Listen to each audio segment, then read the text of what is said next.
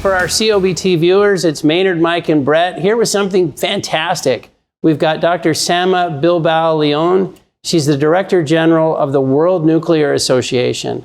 The World Nuclear Association is exactly what it sounds like. It is a global endeavor to bring together all aspects of the nuclear industry, to formulate opinions, provide policymakers with viewpoints, and in general to advocate for more nuclear energy.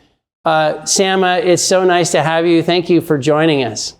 Thank you. No, thank you for the opportunity to join you today. I very much look forward to our discussion, our conversation today. Well, it's going to be fantastic. Before we jump in with Sama, Mike, what would you tell us and all of us about what's going on in the world, energy-wise or otherwise? Yeah, Maynard, I think, today markets are up a couple hundred points on the Dow, but really the markets are focused on Wednesday and Thursday. Wednesday, as the CPI number comes out, I think the expectations are for 3.1%. That's down from 4.0% in May. And the PPI comes out on Thursday. Expectations are for 0.4 print versus 1.1 in May. And so that's going to go a long way to determining what happens at the July 26th FOMC meeting. Right now, most expectations are the Fed is going to raise again. You remember they paused at the last meeting. Expectations are going to raise by 25 basis points. So that's something the markets are really focused on in the next 2 days economically. From a commodity standpoint, I mean, we've had a nice move in crude oil here over the last 5-6 trading days. We're up around 74 to 75 bucks today. That's up around $4 or $5 on the week. And a lot of that is because OPEC news, Saudi reiterating that they're going to keep their million barrel a day cuts. So one thing I thought is interesting is we've been talking about over the last 3 or 4 weeks, some of our concern with the markets that the markets were in contango. Prompt was in contango. It's moved back into backwardation. So that's a good sign that we're moving to backwardation. It means the physical markets look like they're getting a little bit better. So we'll have to see how that goes. But, you know, we've been talking about this for some time, that second half demand is what people are looking at right now. It looked like today the Chinese are talking about doing some stimulus, so that's helping the markets as well. But it's really about keeping those cuts out there, putting the market in deficit, and I think that's what's going to happen. So the markets are finally responding. Remember, we've been stuck in this sort of $65 to $75 trading range for the last 2 months. We're now at the top end. If we break through that, then we can move through, up to $80 a barrel. And I think with that, you'll see your, equity markets, energy equity markets move higher. From an energy equity market standpoint, over the last week, it's been the best performing sector. S&P's been down about 1%. Energy's been up 1%. And the big winner has been oil service. Oil service is up 8 to 9% over the last 5 to 6 trading days. So a bit of a rebound on crude oil. I think from a news story standpoint, energy, the thing that caught my eye here in the last day or two is like 3 things. One was that the NASDAQ is going to be doing a big rebalance. And so that rebalance is putting a little bit pressure on, some of the big winners, big AI winners, Microsoft, NVIDIA, stuff of that nature. And so you could see some pressure in that area over the next couple of weeks. The other thing was this Equitrans pipeline, the Mountain Valley pipeline. Basically, construction's been delayed again here. And I'm not going to go through on whether it should be passed or not, but all I can say is that permitting is going to be an issue in the future. Delays are going to happen in the future. And so this is just a perfect sign of that. The last thing I'd really talk about is, sort of Oklo, sort of a fission, basically SMR type nuclear company. They'd agreed today to merge or go into a SPAC formation with Sam Altman's SPAC Alt-C. And I think the reason I like this and the reason it's interesting to me is because his vision of the future, Sam Altman's, is cheap AI and cheap energy. And so he basically has done the chat GPT, with the AI, and so now he's basically investing in nuclear. So I think that's something we can discuss later on, but I think it's very, very interesting. So we'll just turn it back to you, Maynard. Yeah, no, that's great. And Mike, one question on the back half demand focus: is it really fundamentally a China question, or is it everything, and China's just one of the things? I think it's everything, but guess what? I mean, everyone was expecting China to rebound coming out of COVID, a couple million barrels a day, and it's just not really coming out as people expected. So the supply cuts are there, the demand is just not there yet. So China, if they do basically stimulate the economy, that's the missing piece that's been missing here. And so you're going to have supply cuts. If demand improves here, then I think you're going to see crude oil move back into the 80s. And so we'll see. Okay. Brett, anything you'd throw in before we jump in with Sama?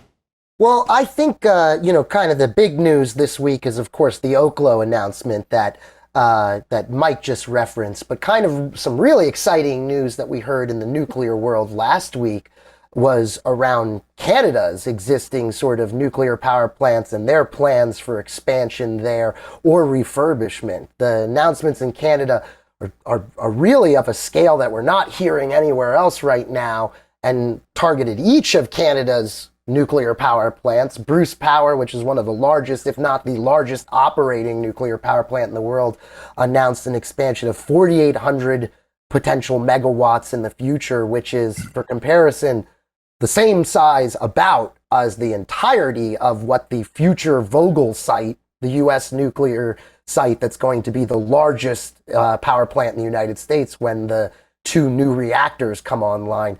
That's a capacity addition equal to the entire site, including the previous reactors already there.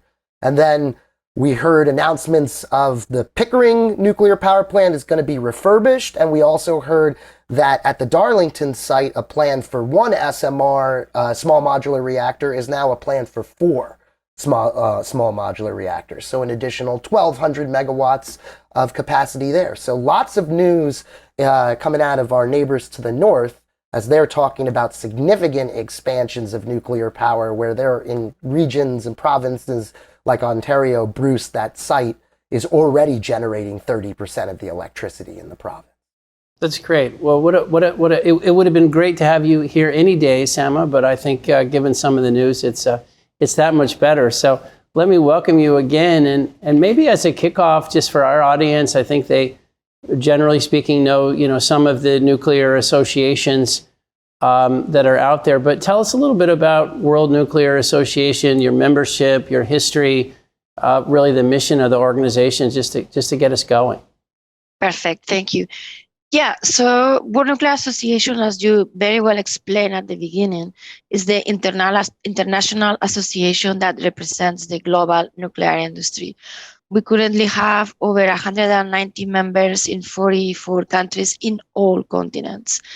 And what I think is very important is that this membership represents the entire value chain of the nuclear fuel cycle. So it includes organizations that are doing mining, that are doing the markets, the actual buying and selling uranium in the uranium markets. Also, of course, the conversion, enrichment, fuel fabrication, the utilities that are producing nuclear electricity. So this is about 70% of global nuclear electricity is produced by utilities that are our members. And also, of course, the vendors, both the traditional, more well-known vendors, the large ones, but also many of the new small modular reactors, micro reactors, advanced reactors that are perhaps the more the future of the nuclear industry. And then obviously the entire back end of the nuclear fuel cycle. So this is companies that are looking at used fuel management, they are looking at waste management, decommissioning. And then there are other aspects of the nuclear value chain that perhaps are less well known, but just as essential. For example, nuclear transport, nuclear law, liability, nuclear finance, and of course, all kinds of consultants and service providers all over the value chain. So in that sense, we really are very, very glad to be able to represent the global nuclear industry. And as you said, so on the one hand, we connect the industry itself. So we try to shape our positions and learn from each other and have the best practices, but at the same time, we represent nuclear energy and the global nuclear industry in different fora, whether they are nuclear-related fora, such as the International Atomic Energy Agency or the ICRP, or maybe the OECD Nuclear Energy Agency, but also in the overall energy debate. For example, the United Nations Framework Convention for Climate Change, or in front of the United Nations Economic Commission for Europe, or African Union, or the ASEAN part of the United Nations, which is C.O.B. So essentially, anything that is related to presenting the voice of nuclear energy and the nuclear industry at a global level, it is what we do. So you mentioned history. We've been around for 20 plus years.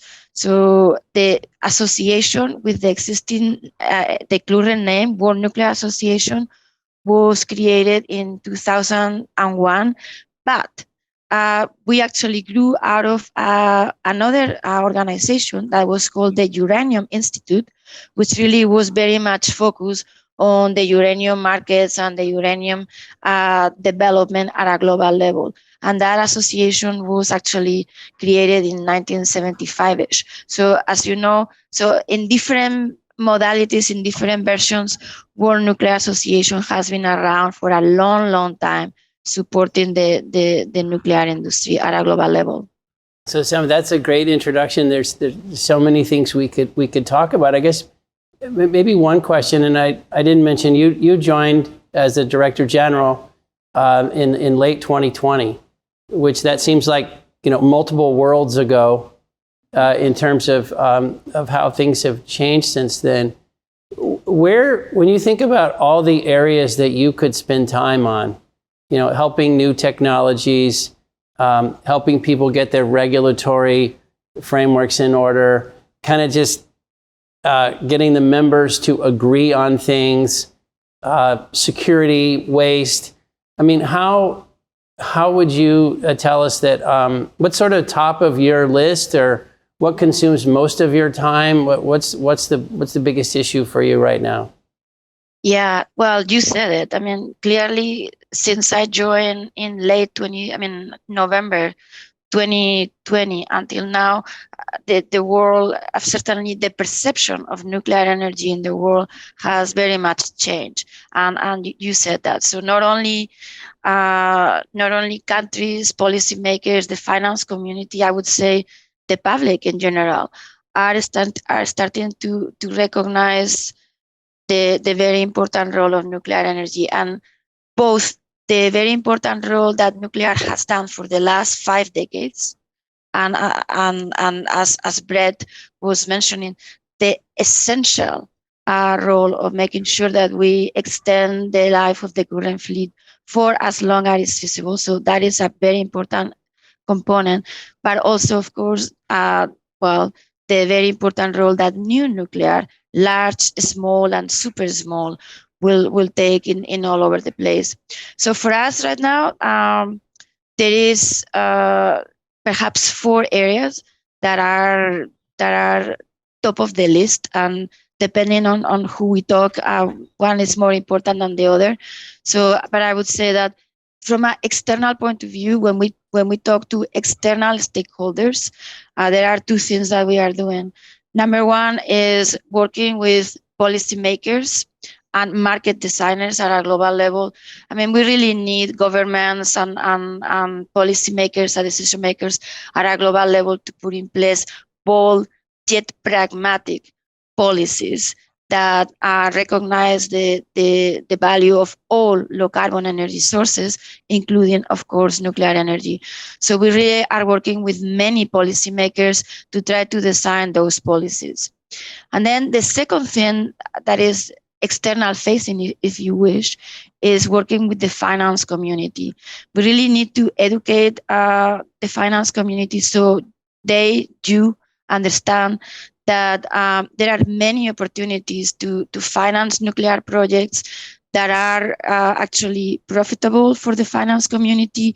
And there are many creative and different modalities or different frameworks in which we can support nuclear projects, not only new nuclear power plants, but nuclear at all levels. Could be supply chain, it could be the front end of the nuclear fuel cycle, and of course, yes, new nuclear projects. So we are trying to really educate the finance community and make them aware of those possibilities. And then internally, there are 2 key things. Is number one, the development of a very strong supply chain at a global level. As you know, in some parts of the world, nuclear has been growing and projects have been going on for several decades. So there is a robust supply chain, robust capabilities, but that is unfortunately not the case in perhaps North America and Western Europe.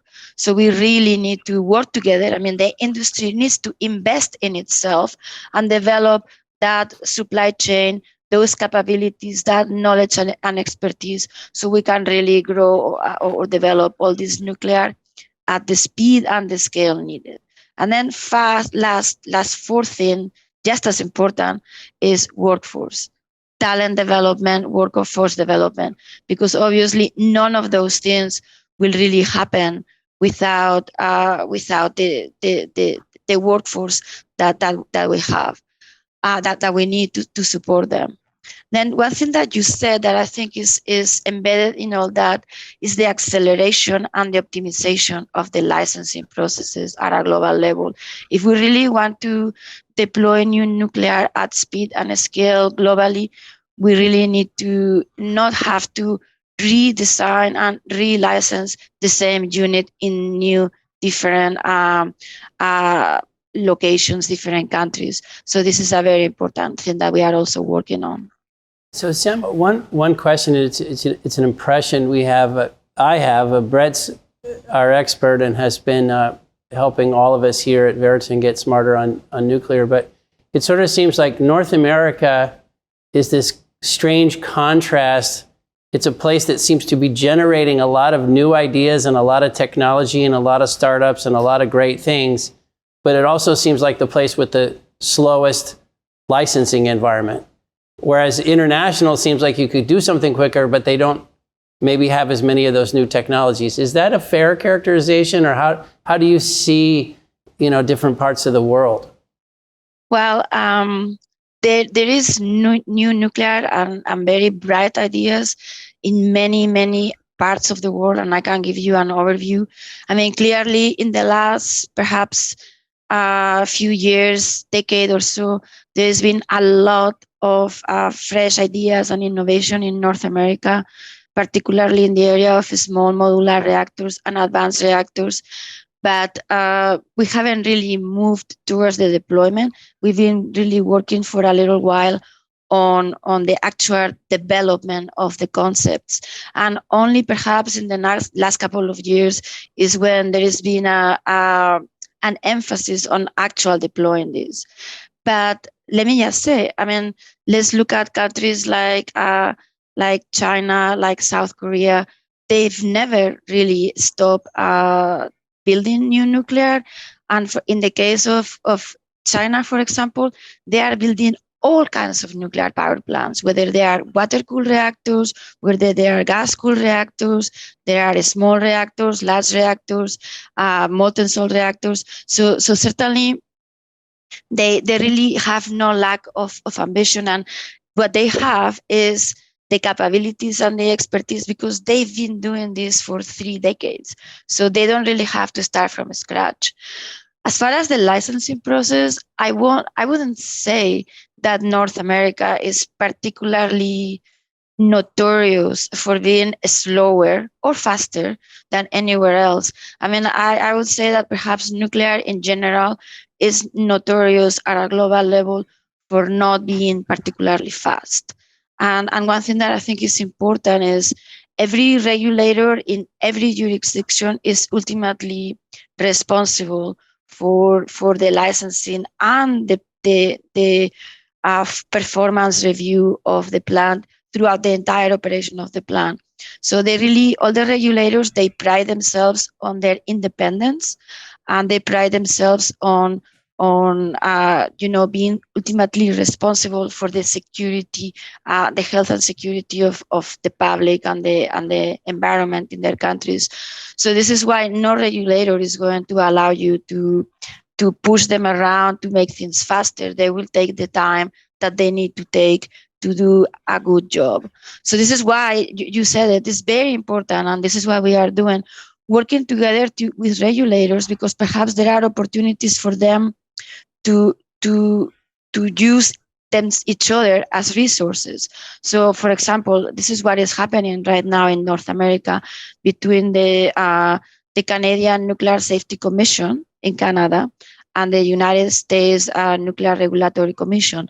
They are working together so that when one of them is doing the review of a reactor design, the other one is sitting at the table and they are learning from each other. And hopefully, they don't need to do the same piece of review twice. Maybe they can agree that the conclusions that one of them has reached about a particular component or system is sufficient for the other, so they don't have to redo the design. So this is the type of optimization that we are trying to do. But ultimately, you know that no regulator is going to be remiss to do the best job that they have. And in fact, you do want them to do that. The only thing that we want is to do this more effectively and more expeditiously. I guess the other perception we have, Sama, is that the customer base is changing a little bit for nuclear, and I don't know if it's a good analogy, but if you ask the Defense Department to build something, they spend a lot and it absolutely works, but they're not totally focused on cost. But if you ask a business to buy something, they will be focused on cost. And it does seem like the commercial community, the petrochemical, chemical end users are starting to look at nuclear as an option for them. And those customers will demand lower prices and faster turnaround and completion and things. Is that an important trend from a global perspective? Absolutely. I 100% agree with you. I think that finally, we've been saying this for a while, but perhaps it wasn't really reaching the right ears. So finally, the end energy users are recognizing that nuclear energy can produce not only electricity, but also heat. And this is an extraordinary opportunity to decarbonize many sectors, essentially the entire economy, because as you know, right now we are moving towards electrifying as many things as possible, and that's great. But unfortunately, not everything will be electrified. So yes, we have many energy users, whether they are traditional industrial energy users like petrochemical or chemical or steel making or cement, concrete. Many industries that need, again, not only electricity, but a very large amount of heat. They are looking directly purchasing or making some sort of much more interesting and maybe much more innovative approaches to use directly nuclear energy. And also we are seeing, for example, the technology industry. You were mentioning earlier the Microsofts, Mike was mentioning this, the Microsofts, the Googles, the Amazons, many others, that they need an enormous amount of electricity. But this is very high quality electricity, right? You need to be incredibly reliable, robust, with no outages whatsoever. So they are very much looking into nuclear energy. And what is changing, I think, is part of that is this ESG finance and sustainable finance. I think that until now, in many industries, we have been reporting and disclosing our Scope 1 and our Scope 2 emissions. We've been doing that in a voluntary basis, but as you know, we are actually moving very speedily into frameworks in which we all, every organization out there, every industry out there, is going to need to actually disclose their Scope 1 and Scope 2. And obviously they are saying, okay, how we can actually decarbonize, and using nuclear energy, and I mean not just the electricity, but also the heat, is a very excellent opportunity for that. And, this is opening exciting opportunities for nuclear, because some of these new technologies that Brett and you were mentioning are going to be ideal for some of these applications. Existing large reactors could work, could provide good energy in many cases, but the new technologies could be very well customized and adapted to the different applications. Yes, Sam, I was looking at your background, and it had you as one of the 7 founders of this, North American young generation in nuclear. And it really kind of struck me because earlier on you talked about one of the key fundamentals is workforce. And so maybe you can talk about that organization, where it's been over the last couple of years, where you see it over the next couple of years, because I would agree with you. I think you're going to have young generation really buy into this and really bring a lot to this. And so maybe talk a little bit about that. Well, the creation of the North American young generation in nuclear is one of the things that I'm very proud of. I mean, clearly we did it. I mean, there was 7 of us initially, but right now there is more than 10,000 members of the North American young generation in nuclear. So when we created it, what we really wanted is to bring the entire nuclear community together. It wasn't just nuclear engineers or nuclear scientists. I mean, we wanted to bring together nuclear professionals. And this is something that I cannot emphasize enough, because yes, nuclear engineers are very important, but nuclear lawyers, nuclear economists, nuclear communications experts, nuclear, you name it, is going to be, all kinds of skills and knowledge are necessary in nuclear. So this is what we did at the time. And I think that this is one of the reasons why NAYGN, North American Young Generation in Nuclear, is so rich and so successful right now, because it truly unites all talents and all skills that make nuclear what it needs to be. And, we have seen that there is a little bit of a turnaround in the interest that we are seeing in nuclear energy at a global level. And obviously you see that there is always a little bit of a lag in education. So people need to see a career as exciting and promising, and giving them purpose and giving them a way to make a difference in their environment. And when they see this, you will see in a couple of years that these programs, whether it's nuclear engineering, whether it's other related professions, are taking we are seeing more enrollments and more interest. So at a global level, I will say that yes, we need young people, we need talented new people. We need more people. We also need to retain the talent and the expertise that currently exists in the global nuclear industry.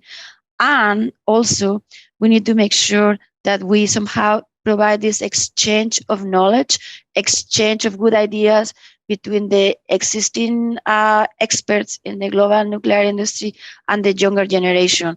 Because, there is a lot of tacit knowledge out there, but there is a lot of fresh ideas. And if we cross-pollinate those things together, I think that nuclear is going to really,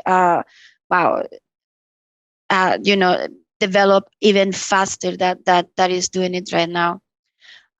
So another thing that I would say that I think is very important, and NAYGN did do a very good job at this, is the diversity, inclusivity, and equity. So making sure, and this is something that we at World Nuclear Association, we are working with many others to make sure that the global nuclear community is a welcoming space. So where anybody, whether it's women or any other diverse community, can actually join and feel welcome and feel that they can really contribute and they can make a difference as we move forward in the world. So I think that, it's very, very important. It's a working process, much work to do, but I think that we are going in the right direction.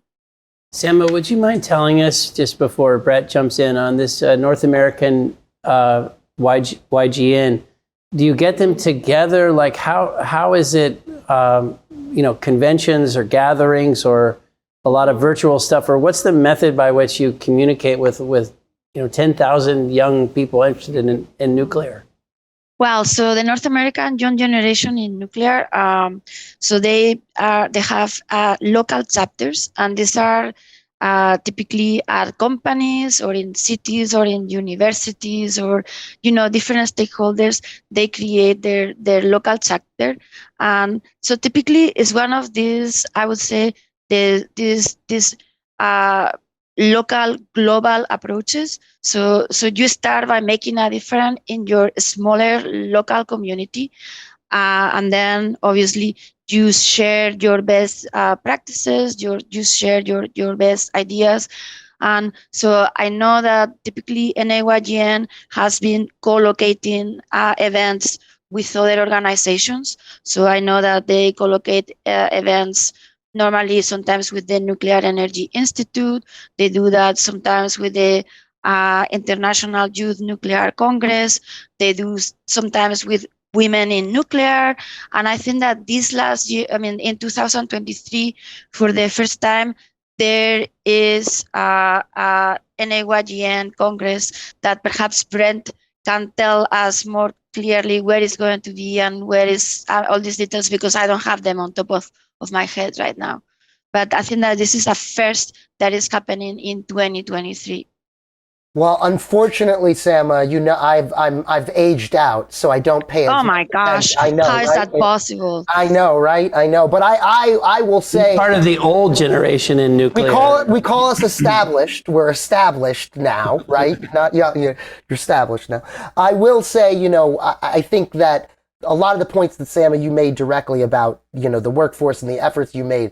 I mean, I never would have had the opportunities or met you or had the engagement that I had the opportunities. So, you know, thanks. And I completely echo those thoughts and everything around the need for that sort of common gathering place for members of this community and everything many years ago. And I think like the workforce point that we brought up and that Mike brought up and yourself brought up is a huge part of this. But I think another big part of the discussion that you brought up earlier and always comes into the discussion when we're talking nuclear is financing and kind of, you know, where the people are going to come from, where's the money going to come from as well, right? And everything. And I think for us on this side of the pond, many of us might not be aware of a lot of kind of the sort of turmoil and discussion and activity going on in Europe in the last 12, 18, 24 months around sort of the issues for potentially financing or supporting future nuclear projects through either clean or green or other forms of financing. So could you maybe like share a little bit about where that sort of financing discussion stands and how it got to where it's at and where maybe Europe goes from here? Right.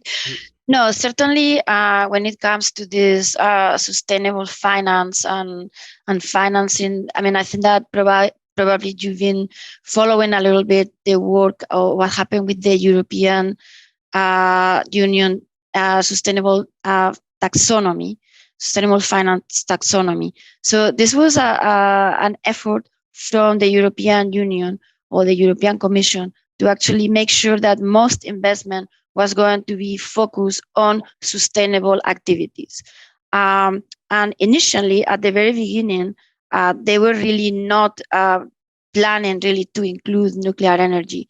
They were, in fact, there were a lot of discussions on whether nuclear energy was or wasn't sustainable. The good news is that through the work of many, World Nuclear Association being one of them, but also Nuclear Europe, I think that we were able to provide many reports and serious fact-based information to the European Commission, so they recognize that nuclear energy is just as sustainable as all the other low-carbon energy sources. So this is why now nuclear energy is included within the European Union Sustainable Finance Taxonomy. So this is good news because this means that moving forward, I mean, and there is a few, you know, a small print in the actual the Complementary Delegated Act. But the long story short is nuclear projects may, under certain conditions, be eligible for sustainable finance, for green bonds, for green finance within the European context. But then I would say that in other jurisdictions, like for example in the United Kingdom, they are also looking at other financial arrangements that are perhaps more conducive to bring together public-private money. So in the UK right now, they have this regulated asset-based model that is proposed to financing Sizewell B. So that is the new. This would be a large reactor, or actually a couple of large reactors that are planned here in Sizewell B. So this is the idea here is to provide a mechanism to give confidence to the private investors by having the government absorb some of the financial risk of the project. But again, this is a matter of confidence, a matter of trust, not so much a matter of providing any kind of subsidies. So I think that this model is moving forward, and we expect that this is going to actually help quite a bit to bring this project to fruition.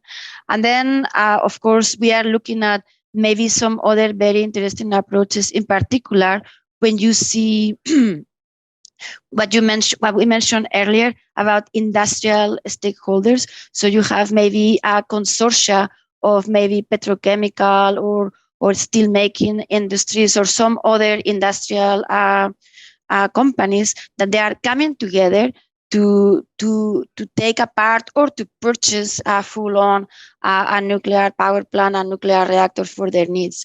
So very interesting. So yeah, much is happening here. But I mean, I will tell you another thing, Brett, though. I do think that Canada is also a very good example of good financing. I think that the fact that there is long-term visibility in the Canadian markets when it comes to selling the electricity of the energy is really helping to incentivize investment in all kinds of nuclear projects, because the developers and the finance community, they have a lot of clarity, they have a lot of long-term visibility on these projects. Sama, would you mind talking a little bit about nuclear power in the developing world? Because I think most people, they think about Russia, they think about China, South Korea, Japan, North America, Europe, but they don't tend to think about the plants that have been built and will be built in the developing world, and why those could be great applications for nuclear. Yep. So the point is, we obviously see a lot of policy support in North America or in Europe. So this is a little bit the big headline.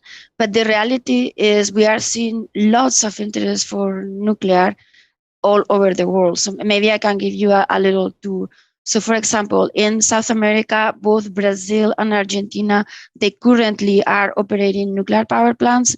And number one, they are pursuing long-term operation of their existing units, but they are also looking at new nuclear units, large and small modular reactors. In fact, Argentina is one of the developers of one of these small modular reactors.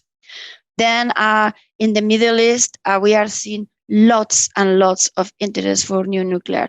I think you all are very familiar with the United Arab Emirates. They are the poster child of what to do to build a new nuclear power plant. You know that United Arab Emirates have gone from zero nuclear energy to 25% of their electricity produced with zero carbon nuclear in less than 14 years.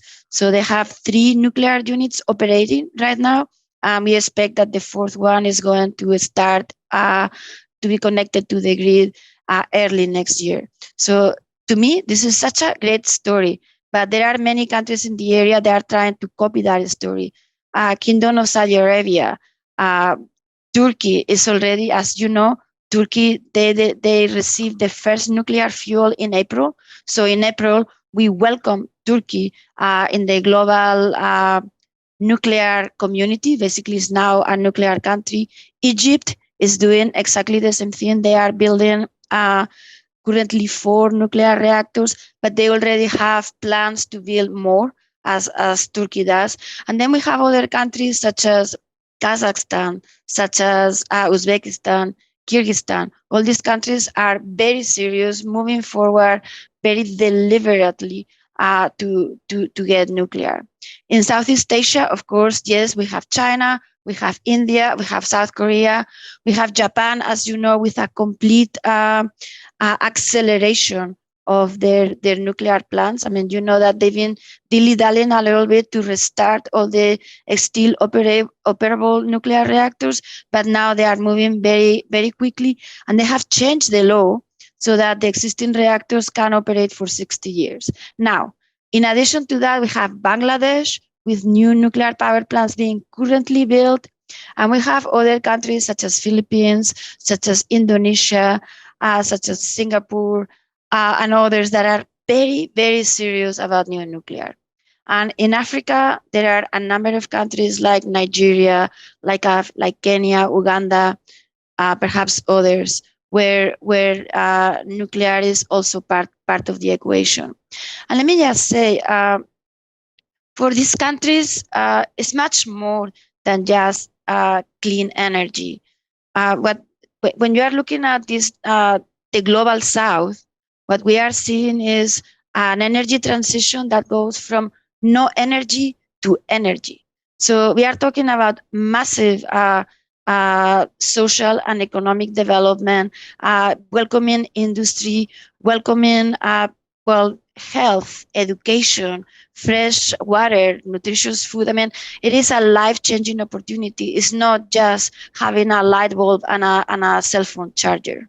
Oh, it's such a great point. And maybe we could ask you, I think one of the things we've watched is, the World Bank or organizations like that. Sometimes in the developing world, it becomes controversial about whether or not they're going to fund oil and gas related infrastructure, natural gas related infrastructure. It's frustrating to watch, honestly. But are those organizations being supportive of nuclear in the developing world and facilitating the financing and the construction of these plants? Unfortunately, not. Currently, most of the multilateral development banks do not support nuclear projects, and that is for particularly they really don't have the expertise or the knowledge to really judge or really evaluate these projects. So this is one of the things that we are working. We are working with the World Bank and many of the multilateral development banks, so they actually understand what are the realities. I mean, how in reality nuclear projects is not necessarily more complex or more difficult than other projects. Obviously, depending on the size of the project, we may be talking about a large capital, but as you very well know, the majority of the cost of a nuclear project is really the cost of the initial capital, basically the investment cost. So if we are able to provide these projects with affordable investment capital, that is the way to actually bring down the cost. Mm. I think also, with the small modular reactors that are, as you know, much smaller projects, much more affordable, I think that we may be able to bring these multi-development banks to understand and be perhaps more supportive of nuclear projects.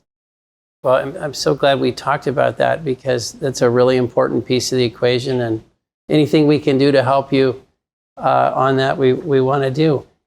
One more question for me, I'll get Mike back in here, is, like a lot of organizations that are global, you now have to deal with some tensions in the geopolitics of all this, and you obviously have Russian members, Chinese members. I mean, you are a truly global organization.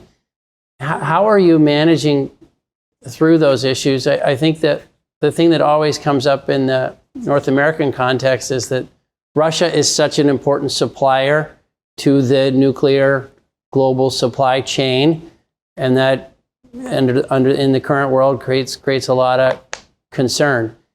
How are you managing around that? How is this supply chain going to change, and how do you kind of keep your community, working together? Well, that definitely, these are challenging times. I mean, for all of us, but certainly in the global nuclear industry, of course. So yes, as you said, we are a truly global organization. We do have Russian members, we have Ukrainian members, we have Chinese members, and we have North American or African members. So clearly, and you know, the nuclear industry has had a global supply chain for many decades. I mean, in particular for the fuel. And we truly think that maintaining this global diversity, making sure that we do not depend on any one country, is the way to go.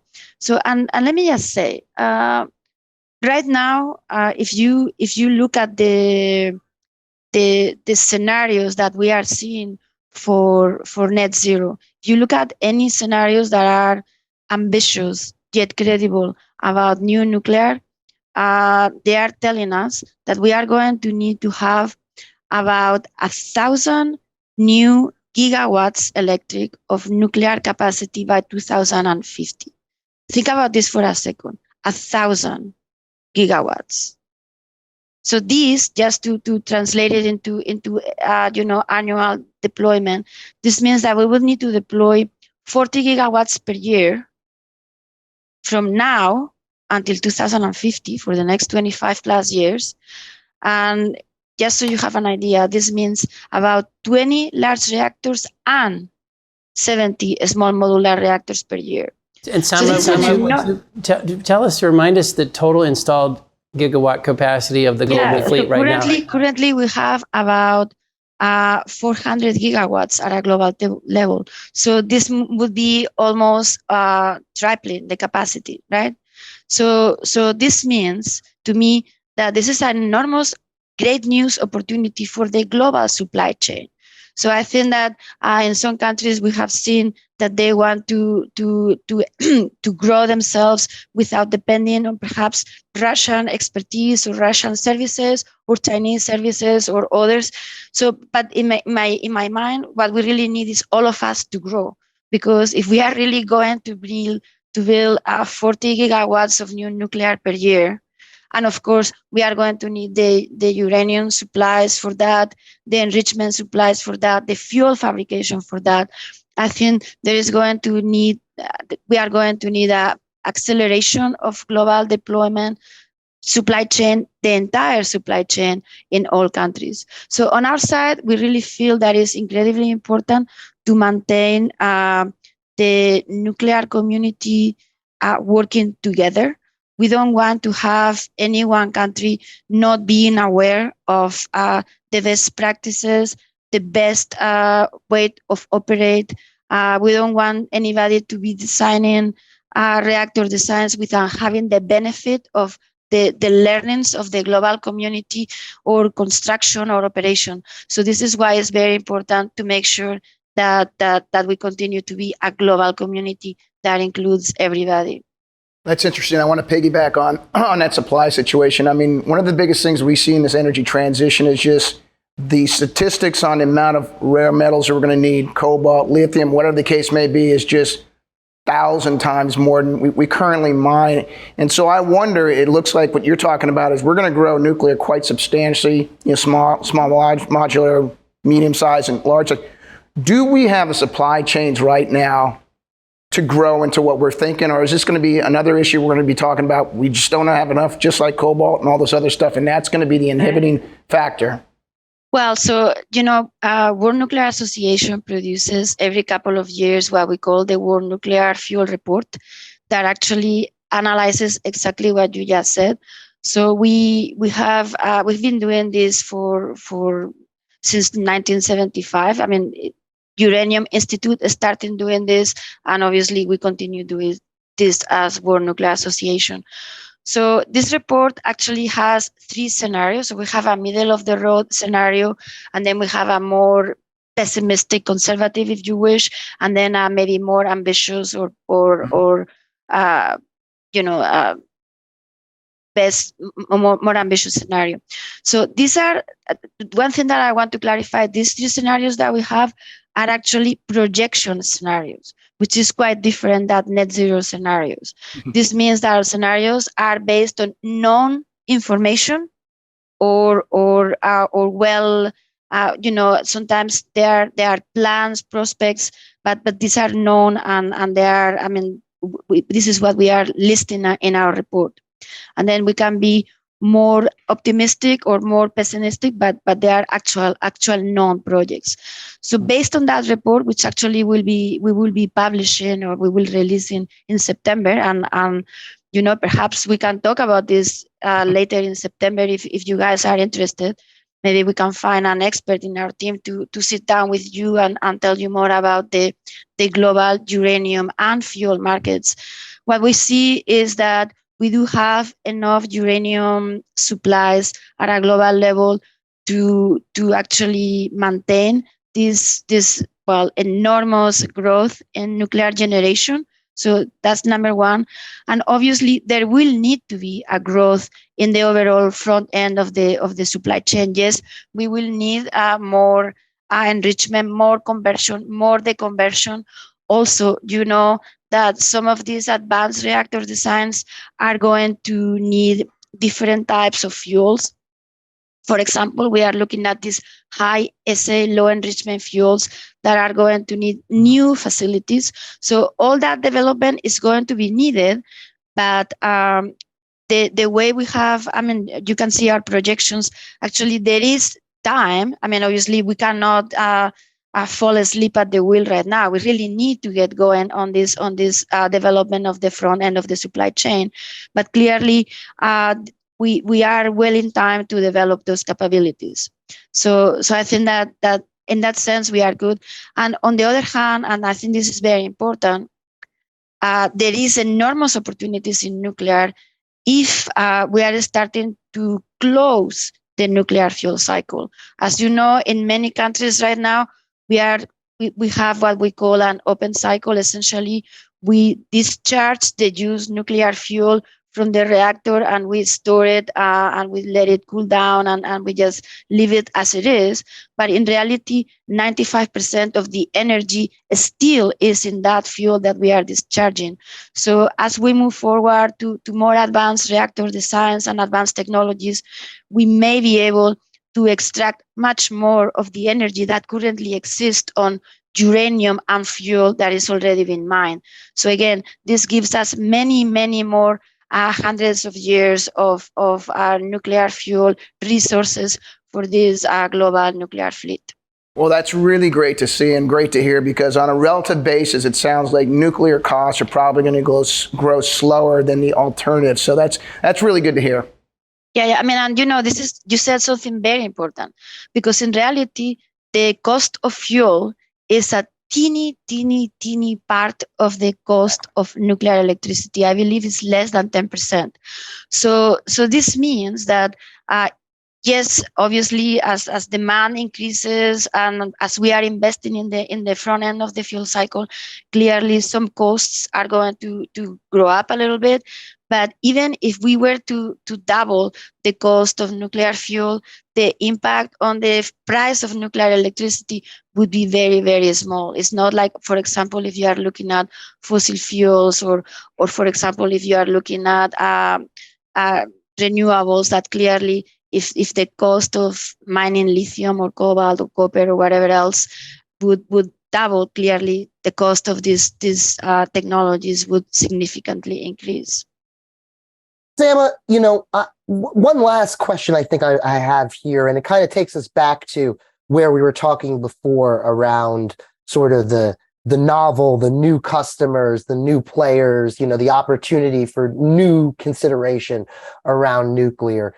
One of the big players around sort of the export of SMRs that we're hearing around right now, Orlen Synthos in Poland, which is, Mm-hmm. electricity, of gas. It does tons of different things and everything. Right. Are there, and with them, we also heard about a large industrial in the United States, Dow, pursuing agreements with X Energy and everything. Are there others doing or large groups making other considerations that maybe we're not hearing as much about right now? Anything more, that you might be able to share, not necessarily about what those groups specifically are, but what kind of groups those are and everything? Is it more these oil and gas and industrials Is it other people? You know, I know we're hearing a lot of conversations around data centers in the States. Is that going to be slower in Europe? Is that going to be faster? What are your thoughts around where sort of these novel customers and these new applications move in first and move in fastest? Yeah. So as I said before, yes, the oil and gas industry, the chemical industry, I think that they've been the first ones, as you mentioned, Brett, that have recognized the importance of the opportunities that nuclear energy brings. So whether it's Syntos, whether it's Dow Chemical, I don't know if you heard Shell, many others, they really are very, very serious. I mean, Total, there are many of these petrochemical companies that are looking into that. But also, I mean, yes, we talk about Microsoft, Google, etc. Those are very important. I would say that a third industry that is very much looking into nuclear is the shipping industry, whether it is the traditional, shipping, container shipping industry. So they are looking at several things. On the one hand, to actually have nuclear power ships, that is one option. And another option, perhaps like a more reaching shorter term option, is the use of synthetic fuels that are created with nuclear, whether it's hydrogen, ammonia. So producing these synthetic fuels that are actually drop-in fuels on the existing engines and the existing power systems that many of these ships have, to actually bridge that gap. But there is a lot of interest in the shipping industry and also, believe it or not, in the air transport industry. So also, for example, heating and cooling. Yes, we are able to electrify quite a bit the heating and cooling for buildings. So we are using more and more heat pumps, perhaps geothermal energy in some jurisdictions where that is feasible. But we are seeing more and more nuclear district heating, basically use the leftover heat in nuclear power plants for district heating applications. So in fact, building nuclear power plants for those specific applications. So yes, I mean, this is happening at a global level, and I really think that it's a matter of we have a few demonstration projects that are going to be completed, hopefully successfully, during this decade. And to me, we are really at the tipping point. So the very second that those projects are successful, we are going to really see an avalanche of new projects that are going to take advantage of those lessons learned and those financial and contractual creative arrangements. So, Sama, this has been so fantastic. We hate to lose you, but we only got you for an hour, so we'll try not to be greedy. One thing that always comes up with nuclear that we haven't talked about is public opinion, and maybe I could expand public opinion into sort of political opinion. Those two are linked. And if you think about when you joined the World Nuclear Association, we were still shutting down nuclear plants. People weren't even realizing how important nuclear could be to the whole transition discussion, and now we've come so far. Talk to us about public opinion. Where is it? Is it stabilizing? Is it better than we think? And are political parties around the world listening and showing better leadership around nuclear? Yeah. Well, public opinion is very important for nuclear. I mean, you really need to develop this social license in order to build and operate nuclear units. We are seeing everywhere in the world. I mean, if you go to so we produce this service, World Nuclear News, which if your listeners haven't had a chance to take a look, I would recommend they take a look. So World Nuclear News recently has had several articles where you can see the recognition of nuclear at a global level. I mean, in Europe, we are seeing in many countries in Central and Eastern Europe, and also in Netherlands, Finland, Sweden, England, UK, we are seeing over 60, 70, 80% in some occasions of public support for nuclear. And what I think is different now, because historically, energy opinions were a little bit for free. So when you ask the average person in the street whether they like nuclear or wind or solar or whatever, I mean, it is a matter of opinion, but it was almost something that didn't have anything to do with them. But that has radically changed because now, for the first time in unfortunately many decades, citizens in Europe and in China and sometimes in North America, they actually know exactly what it's like to come home and flip the switch and nothing happens. Or come home and open the mailbox and look at your bills and get your electricity bill and say, oh my gosh, am I going to be able to pay this? So suddenly, decisions and opinions on energy actually matter. Mm. And obviously, yes, climate change is very important, but at the end of the day, you know that we humans are very selfish, and we only really realize the importance of these things when it touches us personally. So I think that the opinions are changing, and they are changing because people have a perception. And I think that policymakers are starting to listen, are starting to realize that all these net zero commitments, net zero goals that many countries have put together are absolutely impossible. I mean, there is no way that any of those commitments will be achievable without nuclear. So I think that this reality checks, this pragmatism is starting to come to policymakers and decision makers. And again, having this public recognition and public support is certainly helping policymakers to actually stay focused on bold and pragmatic decisions.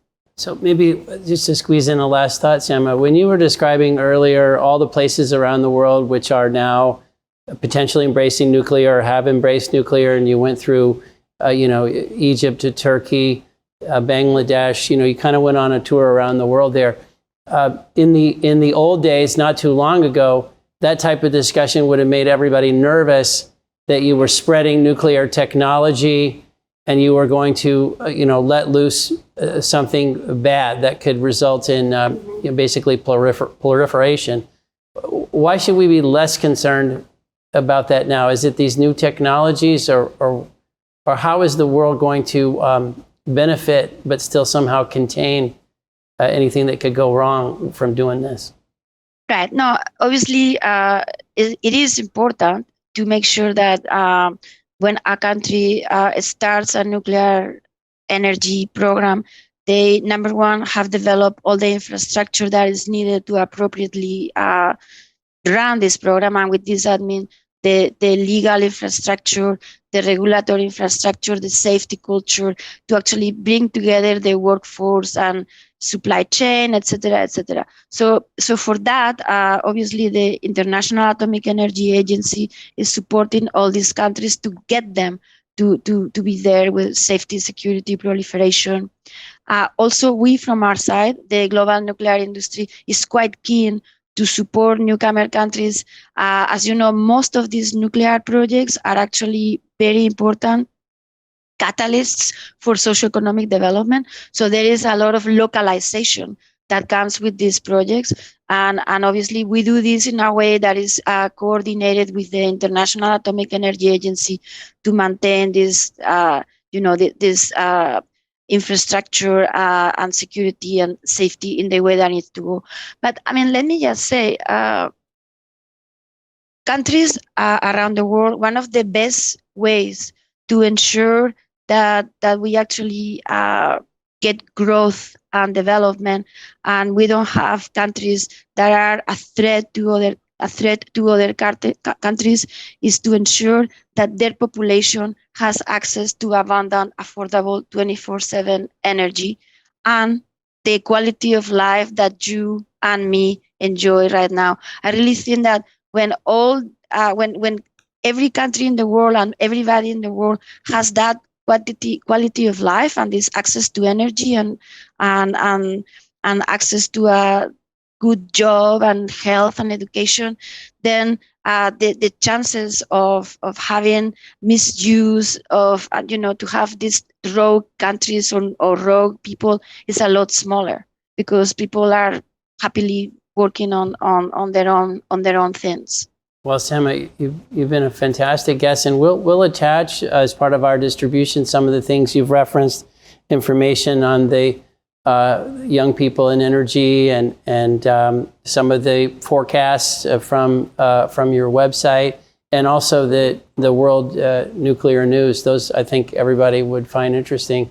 We're always talking here about what the world looks like in 10 years, just trying to think about what's a long time, but still sort of projectable. From your comments, it sounds like over the next 10 years, you think there could be a dramatic change in nuclear's contribution to the world's energy needs.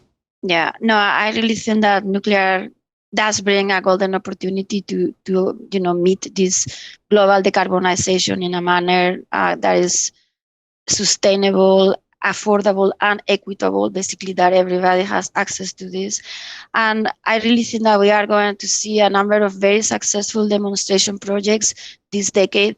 And when we see that, I really think things are going to accelerate, and we are going to see many countries taking advantage of these opportunities.